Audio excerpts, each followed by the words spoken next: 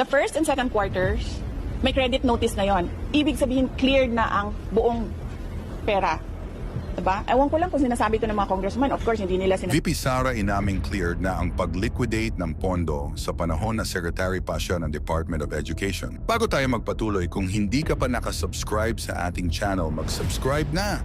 Para sa ating future update, viral na ngayon ang isang pamahayag ni VP Sara Duterte noong nakaraang taon sa kanyang ginawang interview ay dito kanyang ipinaliwanag na wala na siyang pananagutan sa budget ng Department of Education dahil sinabi na ng COA na cleared na umano ang first and second quarter nito ng mga pinagkakagastuhan ng opisina nila sa panahon na kanyang panunungkulan bilang tagapangasiwa ng DepEd.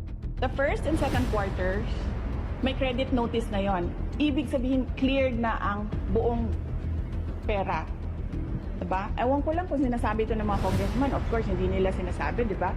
Because they want to present their own narrative. Tapos na yon. The money in DepEd, first and second quarter, cleared with credit notice. The ongoing audit is on the third quarter only. And it's ongoing. So you cannot question an ongoing audit, and you cannot audit the funds of any government office because that is the exclusive domain of the Commission on Audit. Bakit nag-audit ang ating mga congressman? Dapat sila gumagawa ng batas. Nakikita nyo? Sinasabi na nila ngayon, in the proper time, we will legislate. Kasi sinasabi namin where is the proposed legislation? Hinahanap namin. So ngayon, dinadagdag na nila yon. Madali lang naman siya Pakinggan nyo lang, basahin nyo lang lahat ng mga nangyayari. Madali lang maintindihan kung anong ginagawa nila. Ngayon sa grounds of impeachment, na inihain sa kanya ng mga kongresistang bumoto upang mapatalsik ito sa pwesto, ay isa raw ito sa rason kung bakit dapat ma-impeach ang pangalawang Pangulo. Una nang sinabi nito noong nakaraang taon pa lamang ay mismo ang Commission on Audit na ang nagsabi na wala na itong problema dahil cleared na siya rito. Ngayon bakit umano dinidiin pa siya ng mga kongresista sa mga bagay na ito kahit na alam naman nilang wala nang dapat pang pag-usapan dahil malinaw naman na ang pahayag ng COA dito. Ngayon nanindigan naman ang mga senador na hindi magkakaroon ng special session para talakayin ang impeachment complaint na inihain sa kanya ng mga kongresista dahil umano nagtapos na ang kanilang sesyon. Samantala viral naman ang sinabi ngayon ni Attorney Bebot Alvarez patungkol sa planong pagtakbo ni former President Duterte bilang Pangulo ng Bansa sa darating na 2028 national election. Sinabi na nga ibang kakampi ni FPRRD na maaari itong makatakbong muli kung sakaling magtagumpay ang impeach ang mga kongresista kay VP Sara. Ito raw kanilang nakikitang pangalawang gagawin. Ngayon tinuligsa naman ito ng kabilang kampo at sinabing napakadesperado naman raw nitong hakbang kung sakaling tatakbo nga si FPRRD dahil mismo raw si Duterte ay alam na kung gaano raw kahina ang mga kasama nito kaya ito na lamang raw ang kanilang nakikitang solusyon dito. Ngayon ating pakinggan ang komento ng isang taga-suporta ng mga Duterte laban sa kanilang komento patungkol dito. Lantarang pang gagago to na di ba? Ayun. Tapos napanood ko pa tong video ni kay Mayor Benji Magalong. Yung mga sinabi niya lately sa media, lalo kang lalo kang maasar lang. Ano yun? Ganun. Yung transparency na wala na.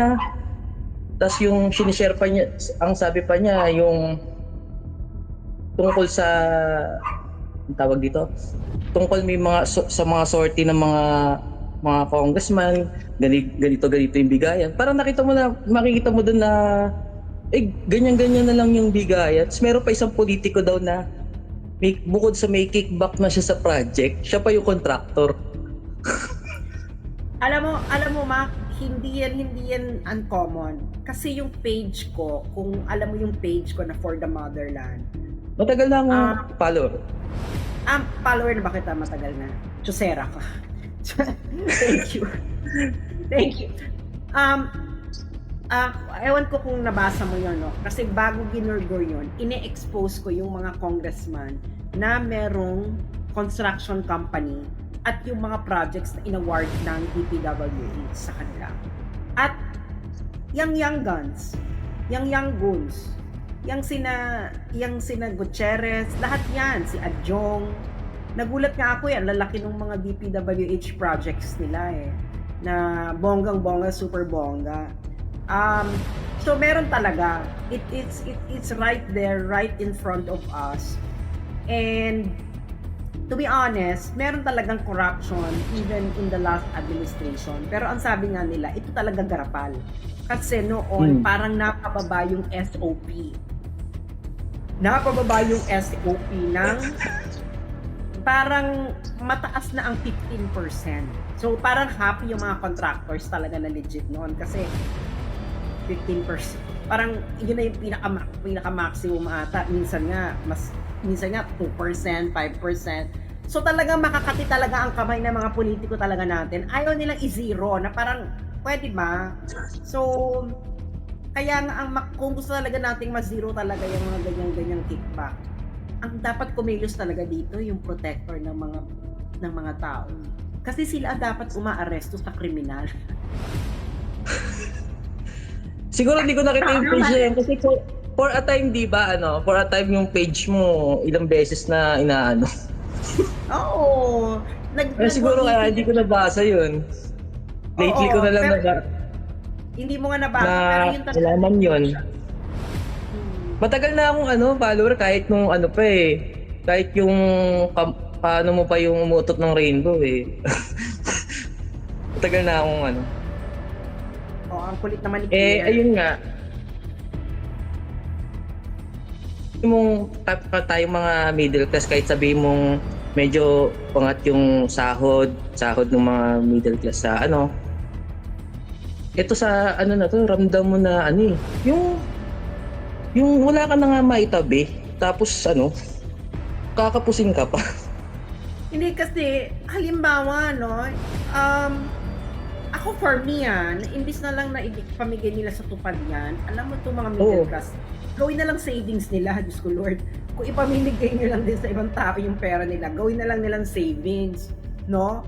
Tapos, yung pera nilang iniimpok sa bangko, yan na lang yung pang microloan nyo. Kumita pa itong mga middle class sa interest na paggagamitin ng pera nila. Kasi ito talagang robbery talaga to no? This is plain robbery. Harap-harapan talaga, no? Tapos yung parang meron pa silang mindset na parang galing sa kanila yung pera, parang galing sa bulsa nila kung pamigay nila. Kaya nagigets ko na nung nagsalita si BP Sara, utang inang inyong lahat na ikaw nga. Diba? Magigets mo yung Sabi ko, tanginan to, pera nyo ba yan? Para bang ipabuka sa mga tao na, uy, binibigyan namin kayo ng pera, pasalamat kayo sa amin, boto nyo kami. Ganun. So, magkano ang grocery mo per month? Ewan ko kay Mrs. Parang ang binabudget ko sa max na yung 10 Ilan kayo? 5. Family of 5. 10 per month? Kulang, di ba? Ano ba yun? Tumira ako ng Pilipinas ng ilang buwan, no? Bago ako pupunta dito ng China. Ang antipid mo dun sa 10, Aminin nyo, 5, 10? Ito pa, may dagdag pa naman yan. Pa naman yun. Siyempre, hindi na ako yung nag-grocery, yung misis ko. Dati, nung wala pang pandemya, sinasabay ko na sa office. By the way, naka-work from home. Yun. Pero malaki na bago mo. Pero ramdam niyo talaga ang Tapos dagdag mo pa to, parang kung kailan na lang nila trip, magtataas yung Meralco, yung kuryente. Para sa bayan na yung basic salary hindi nakakabuhay. Tanginas. Walang humpay yung di ba? Magkano kuryente? Kuryente namin pumapatak ng 7. Ha?